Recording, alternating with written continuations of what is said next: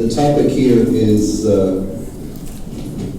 Islam's view of Christianity, and this is very important, obviously, for many geopolitical issues, and also because many people in the church have the question before them of what kind of common cause we can make, if any, and what kind of dialogue we can have, if any, with Muslims. And certainly there has been an apparent movement in the other direction in the terms of the initiatives by Islamic scholars to reach out to Christians. And so you may recall the Common Word document, you may have heard of this, that was signed by over 100 Islamic scholars, some of the most prominent Muslim scholars in the world, a few years back, and addressed to Pope Benedict XVI, as well as to many, many other Christian leaders of all denominations. And it was widely hailed as an example of a form of Islam that was moderate, that was peaceful, and that shared many, many perspectives with Christians and many, many beliefs with Christianity, such that it would be reasonable to assume from that there would be some common ground that we could find that would be the basis for mutually beneficial action. And so let's start with that. The Common Word itself, the title of it comes from the Quran, the Holy Book of Islam, which I happen to have here with me tonight. And it is a statement that is from the 3rd chapter of the Quran, verse 67, which says, 61 rather, "Tell whoever disputes with you on this matter, after true knowledge has come to you, come, let us summon our sons and your sons and our women and your women and ourselves and yourselves, and let us pray together and invoke the curse of Allah on those who lie." And it goes on, "Say, people of the book," which is the Quran's term for primarily Jews and Christians, anybody who has a book that is revealed by God. And it says, "Come to a common word between us and you." And so that's where the title of the thing comes from. But then, the statement goes on to say, the Quran goes on to say, that we will serve none but Allah, and shall associate none with him in his divinity, and that some of us will not take as others as lords other than Allah. So come to a word common between us and you, that we shall serve none but Allah, and shall associate none with him in his divinity, and that some of us will not take others as lords other than Allah. Chapter 3, verse 64 of the Quran. Now, come to a common word between us and you, that we will worship none but Allah and associate no others with him. One of the most important messages of the Quran is that God is one, that there is the only God, there is only one God, and only God is worthy to be worshipped, and that anyone who associates others in worship with God has committed the most serious sin of all, which is shirk, S-H-I-R-K, like shirk, but shirk in Islamic theology is the worst thing, the worst sin, worse than murder, worse than anything that a human being can commit, to associate partners with Allah. Now, the kicker of that is, for Christians, that when we acknowledge that Jesus Christ is God in the flesh and is worthy of worship, then, according to the Islamic perspective, we are committing shirk. We are associating partners with Allah. And so when we are invited to come to a common word, as the document has it, with Muslims, the upshot of it, the result of it, the fruit that they hope will come from it, is that we will stop associating partners with Allah, which means stop acknowledging Jesus Christ as divine, and accept him as merely a human messenger of God, as the Quran styles it. In other words, that we'll become Muslims. The common word, in other words, is not really an invitation to dialogue at all. It is an invitation to convert to Islam. And the common ground that we are invited to work on in order to have this dialogue is only to the end that we will ultimately become Muslims. Now this may seem very harsh. It may seem like, well, you're really not being fair to them. So they took this little piece of the Quran and they used it as the title of this, but you're drawing conclusions that are unwarranted as a result of that. And I think that's a fair thing to say until you start looking at what Islam teaches about Christianity, about Jesus Christ, and about Christians. And so that's what we will spend a little time on now. The thing about the Quran is that it is presented as being a revelation that is equal to, and essentially the same in substance, the Quran asserts this, as the earlier messages that were given to Moses and to Jesus. In Islamic tradition, we are told that Muhammad, as the messenger of Allah, was in a cave on Mount Hira, near Mecca in Arabia, and he was praying. And that suddenly the angel Gabriel appeared to him, the same angel who appeared to Our Lady and told her that she would be the mother of Jesus. And the angel Gabriel told him to recite. And he was terrified and he said, I can't read, how can I recite? And the angel insisted, and finally Muhammad relented, and over the next 23 years he received the Quran piecemeal from Gabriel at various times when he would appear to him or just tell him messages. And that the Quran was the perfect book, the eternal book. As a matter of fact, the Kitab, the mother of the book, is in paradise with Allah. There are three eternal things in Islam, even though there's only one God. There are three things that have perdured for all eternity, and they are God, His throne, and His book. He delivered that book through Gabriel in a perfect form, and it was collected together to make this book, the Quran. And the Quran tells you, as I said, that it confirms the message given to the earlier prophets, specifically the Torah and the Injil, the Torah and the Gospel, which were the messages given, according to the Quran, to Moses and to Jesus. In other words, the Gospel in the Quran is not the Gospel as we would understand it, as being the message about Jesus Christ, the good news of the salvation brought to the world through Christ, but rather it is a book, like the Quran, that was delivered to the prophet Jesus.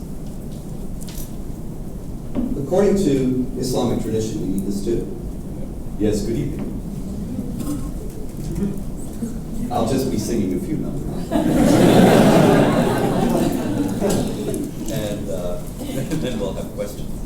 In any case, the Torah and the Gospel, Muhammad thus assumed would be saying exactly the same things that he was getting from whoever he was getting them from Gabriel, according to his version of events.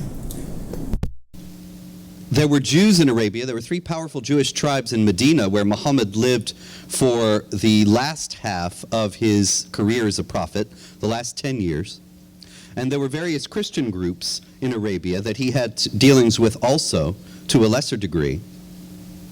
And so he went to them and he said, here is the new prophetic message from the one true God, and I am the new prophet. And the Jews said, you're a prophet in the line of the biblical prophets, and you're not even Jewish?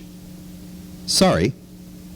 And the Christians said, Jesus said on the cross, it is finished, and we're not waiting for a new prophet, but thanks for coming anyway.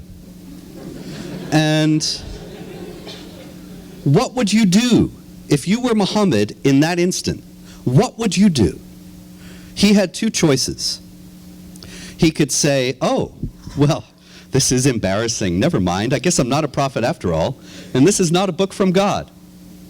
Because it did not, in other words, confirm, in reality, the teachings of the scriptures that the Jews and Christians had in their possession. Or, what else? He only had two choices. He could say that, which was obviously inconceivable, or he could say, so it's even worse than I thought. You have dared to tamper with your own scriptures.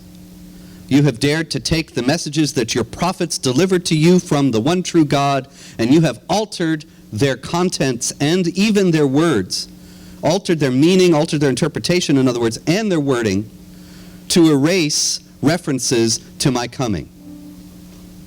Yeah. Now, that's all you had. Those are your only two choices.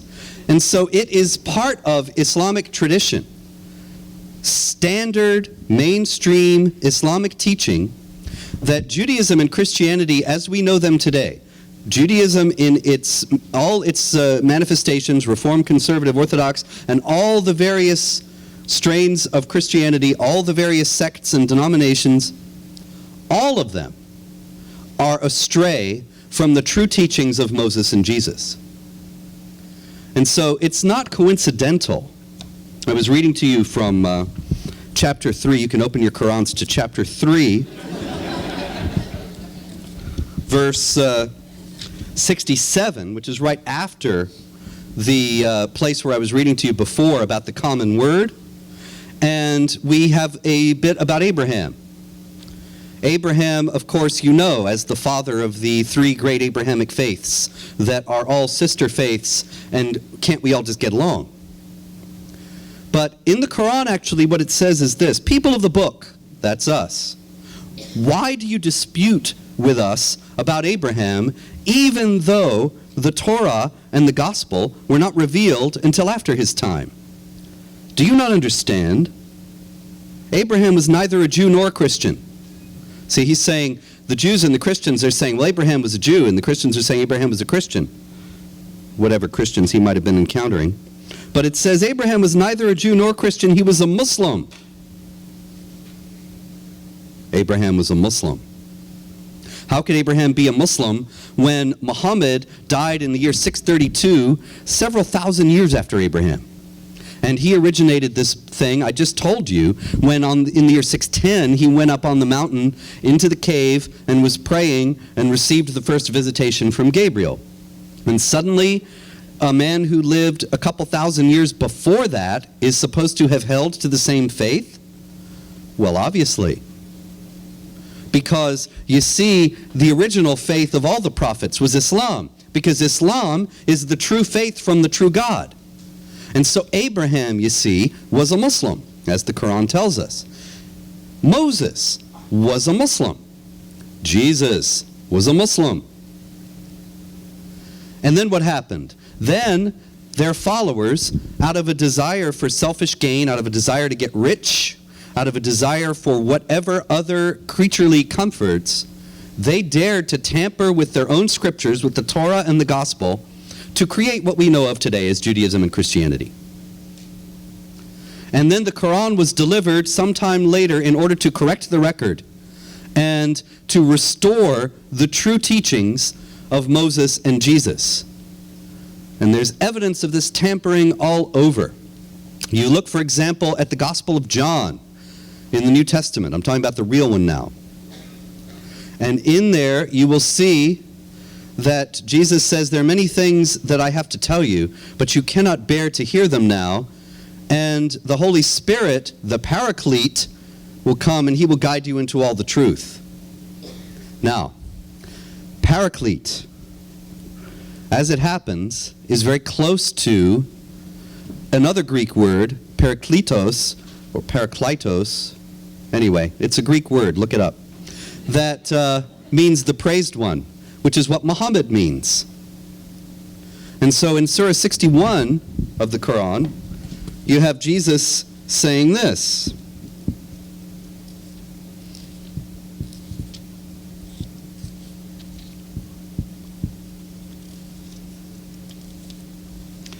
Call to mind when Jesus, son of Mary, said, O children of Israel, I am Allah's messenger to you.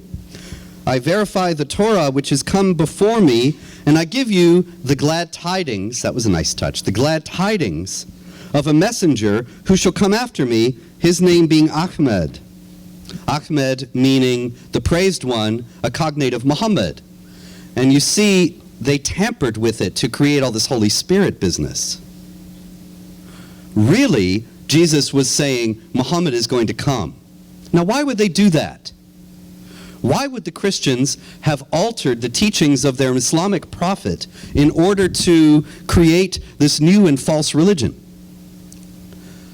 There's a story in Islamic tradition, in the Hadith, which are the records of Muhammad's words and deeds, normative for Muslim behavior, because Muhammad is called in the Quran, chapter 33, verse 21, the excellent example of conduct. And Muslims take that very seriously. Muhammad is the excellent example of conduct in every way. If Muhammad did it, it's right. If he did it, it's exemplary. And so, for example, you have the fact that embarrasses many Islamic spokesmen in the West today, that when Muhammad was 51, he contracted a marriage with a 6-year-old girl and consummated it when he was 54 and she was 9. But because he's the excellent example of conduct, that's perfectly right. So the Ayatollah Khomeini, when he became the leader and when we created the Islamic Republic of Iran in 1979, one of the first things that he did after the relatively secular rule of the Shah was to lower the legal marriageable age of girls to 9. Because the Prophet did it, it must be right. The aid workers went into Afghanistan after the Taliban was toppled, that is, after they were toppled the first time, in 2003, and they went into refugee camps, and they found that half the girls of second grade age were already married, and virtually all of the girls older than that were already married. And this was because Muhammad did it, it's right. Now, Muhammad, as the excellent example of conduct, this creates a very peculiar situation for morals, but there's more to it than that as well. That when you have the Jews and the Christians teaching these false religions, how he behaved toward them also becomes normative. Now, I was telling you that I was asking the question, why would they tamper with their scriptures? Why would we tamper with our scriptures as Christians? There is a story in the Hadith of a delegation of Christians from southern Arabia, from Najran, which is around Yemen. And there was a large Christian community there at that time, going to see Muhammad. And on the way to Medina, the leader of this Christian group says to his followers, "We know this man is a prophet. We know that he fulfills the prophecies that are in our scriptures. But when we get there, we must contradict him at every turn, argue with him in every way, and not accept anything he says. Because the Byzantines, the Eastern Roman Empire, the Christian Empire, they give us money. They give us a steady stipend. And if we acknowledge that this man's a prophet, they'll cut us off." So in other words, out of a desire for filthy lucre, they refuse to acknowledge Muhammad as a prophet. And you will still find, to this day, there's no concept in Islamic theology at all of people rejecting the religion of Islam in good faith. There's no idea of that. We all know better. We were born Muslims, as a matter of fact, and this is why converts to Islam are referred to as reverts by Muslims, even if they were never Muslim before. It's not like a revert who was born in the church and then leaves the church and comes back. Anybody who converts to Islam is a revert to Islam because everybody was originally a Muslim, just as the original religion of all the prophets was Islam. And then you might leave it and you might come back. But everybody knows better. The truth of it shines forth. And so if I don't accept it, it's because I know better, but I just want to get rich. As if that could be done doing this. But in any case, the excellent example of conduct also behaved in various ways toward the Jews and Christians. And this also is normative. And you understand now that he's acting toward them as toward people who have rejected him in bad faith. He already knows that they're hypocrites and liars. And there's more. You remember Abraham and the 3 great Abrahamic faiths. Well, Abraham is also an excellent example of conduct. And in chapter 60 of the Quran, Surah 60, verse 4, there's an extraordinary statement. It says, you have a good example, an excellent example in Abraham and his companions, using exactly the same Arabic words, uswa hasana, saying that Abraham is the excellent example, just like Muhammad is. But when it says that about Muhammad, in Surah 33, it's not qualified in any way. It is, he's just an excellent example, period. But with Abraham, it is. You have an excellent example in Abraham and his companions. They said this to their people: we totally dissociate ourselves from you and from the gods that you worship instead of Allah. We renounce you. And there has come to be enmity and hatred between us and you until you believe in Allah, the one true God. That's Abraham as an excellent example. That there's enmity and hatred between him and his family and all unbelievers until they accept his religion. But you may not emulate, Abraham is not an excellent example, when Abraham says to his father, certainly I will ask pardon for you. Certainly I will ask pardon for you. So in other words, imitate Abraham in hating the unbelievers. Do not imitate Abraham in praying for them. Abraham's not an excellent example in that regard. So, what does all this have to do with dialogue? Obviously, we are faced with, if we are dealing with Muslims who are informed about their faith, knowledgeable about it, and sincerely believing in it, we are dealing with people who believe us to be morally compromised renegades from the true faith. And there's more. Actually, my watch gave out, so I could just go on forever. And it's okay. I have like 20 minutes, maybe? 15, 20 minutes? Okay.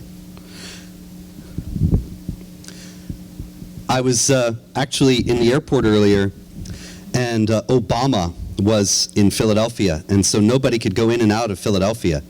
And so I was very late. My flight was delayed, and I missed the connection, and it was great because, you know, I fly all the time, a couple times a month at least.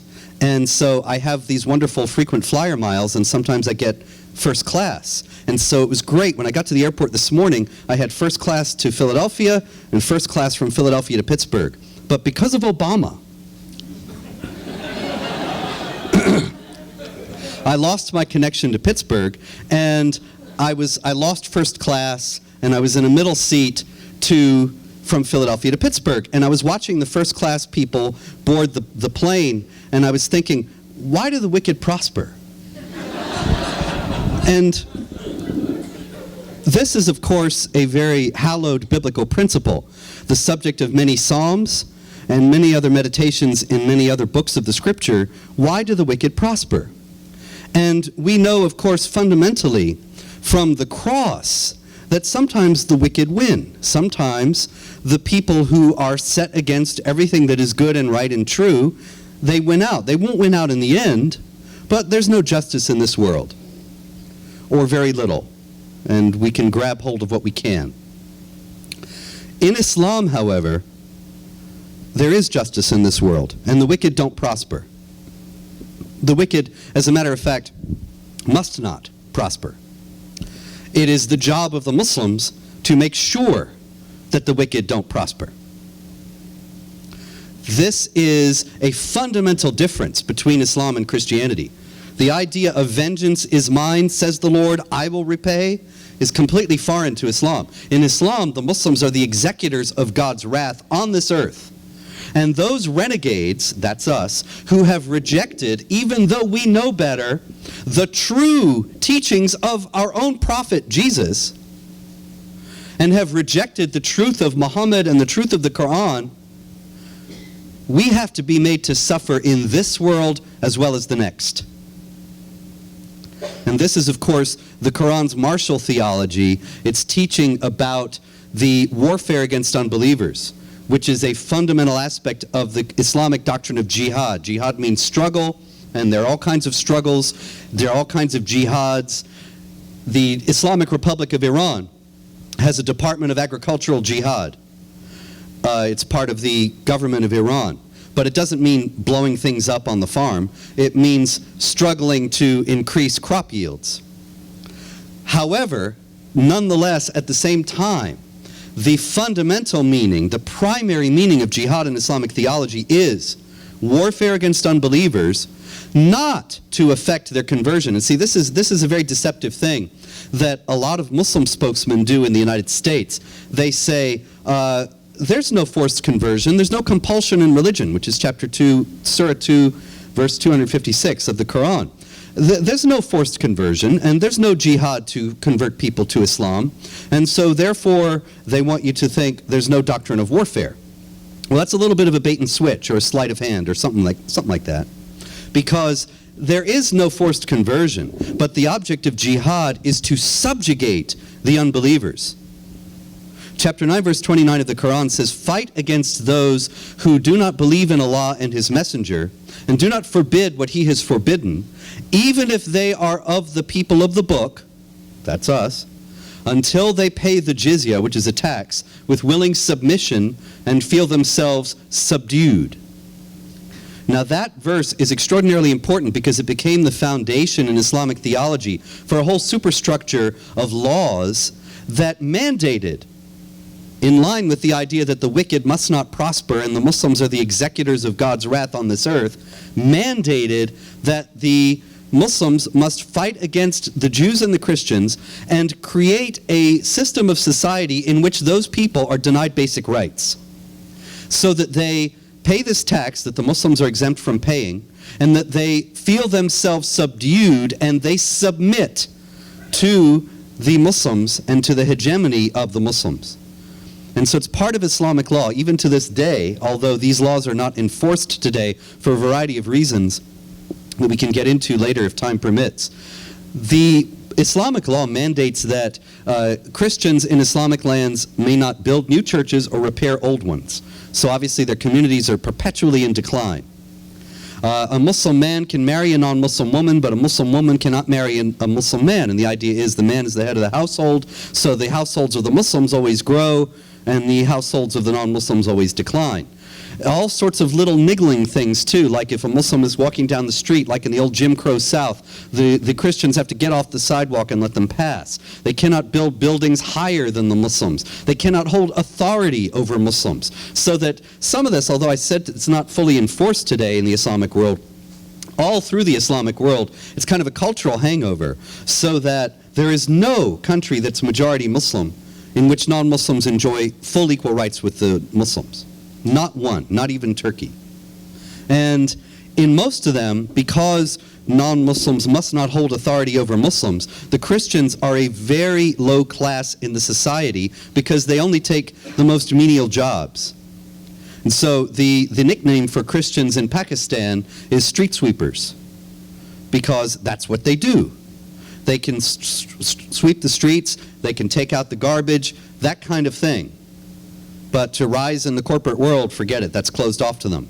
And I know Christians from Syria and other relatively tolerant countries like that, Syria, Jordan, Egypt, although Egypt is changing radically now, where they left because they would find a ceiling, a glass ceiling, when they would apply for jobs.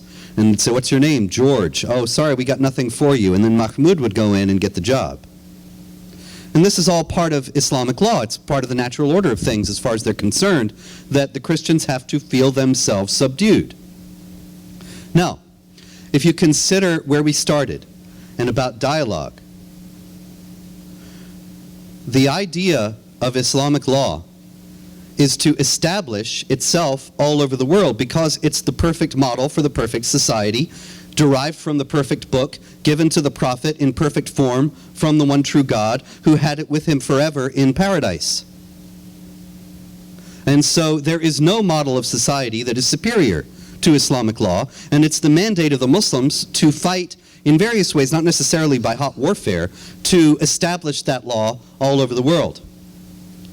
And so, will Muslim groups and Muslim individuals enter into dialogue with Christians? Of course. Do they do that? Will they enter into cooperative ventures? Obviously. We saw that at the UN, when it was Muslim groups Muslim countries allying with the Vatican to defeat anti-life initiatives. But at the same time, they understand not that they are dealing with equals, not that they are dealing with partners, not that there is going to be a genuine interchange of ideas and an attempt to reach a mutual understanding.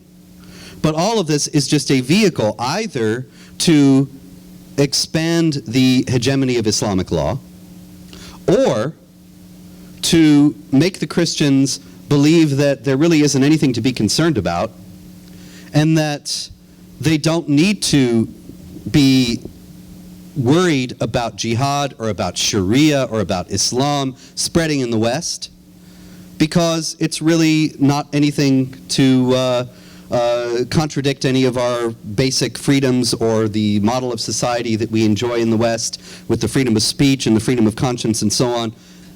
It's no problem. And that is also because Muhammad also said war is deceit. And Surah 3:28 of the Quran says, do not take unbelievers as your friends and protectors in preference to believers. And anybody who does this has nothing to do with the law, unless you're doing it to guard yourselves against them.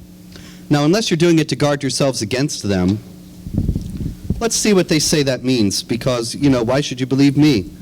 The Quran that I have here today is a very excellent addition towards understanding the Quran, with commentary by a very prominent Islamic scholar, Sayyid Abdullah Maududi. Maududi was a Pakistani. He died in 1979, and his writings are influential internationally. If you go to your local Islamic bookstore, I don't know if you have one in Steubenville, but if you go to an Islamic bookstore in Pittsburgh, I'm sure there's one there, you'll find Maududi's writings. If you go to IslamicBookstore.com or Islamicity.com, you will find Maududi's writings. And I actually got this, I was in London at the Finsbury Park Mosque. The Finsbury Park Mosque was notorious a few years back because the imam there was a man named Abu Hamza al-Masri. And Abu Hamza was, he had been in an unfortunate accident involving a bomb. And he lost an eye and a hand, and he had a hook for a hand, and he was on his captain hook, and he was very fierce and forthright in his teaching about how Muslims had to wage war against unbelievers, and he ultimately was involved in plotting to that effect, and now he's in jail. And so I went into this Finsbury Park Mosque a few summers ago, and there was a guy there who was very friendly and very helpful, and he said, yes, we had some trouble here a few years back, but it's all over with. And now everybody here is moderate and peaceful. And he gave me this Quran and a lot of other books. I had to get a big shopping bag. He was a very nice guy. And this Quran, with the notes from Maududi, you understand, is from the new moderate peaceful people in the Finsbury Park Mosque. And it explains that verse, Maududi's commentary on that verse that I was referring to, Surah 3, verse 28. Do not take believers, I keep doing that, do not take unbelievers as your friends and protectors in preference to believers, unless you're doing it to guard yourselves against them. This is how he explains that. This means that it is lawful for a believer, helpless in the grip of the enemies of Islam, and in imminent danger of severe wrong and persecution, to keep his faith concealed, and to behave in such manner as to create the impression that he is on the same side as his enemies.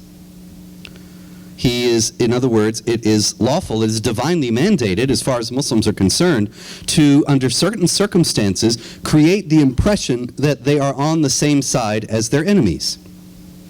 Now, does this mean that every Muslim who reaches out to you in friendship, or every Muslim group that reaches out to a church or to a Christian group in dialogue is trying to deceive you? No, certainly not. But it does mean that it does happen, and that we need to keep a steady and sober regard for the possibility that it could happen. And this is the great hazard of dialogue with Muslim groups in the United States, that we have people who don't know anything about Islam. I mean, why would anybody know anything about Islam? I read the Quran, so you don't have to. But most people they have better things to do, and I certainly understand that.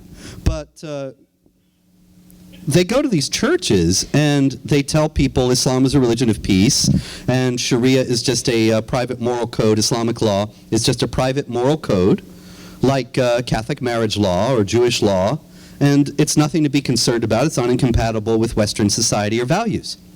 And people buy it. Why wouldn't they?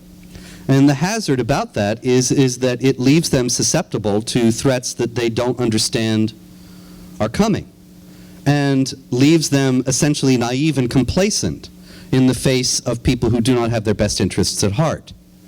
And so, while I think that there is no reason not to talk to Muslim groups, it's very important to be informed, to be aware, to keep your eyes open, and to understand how Islam views Christianity.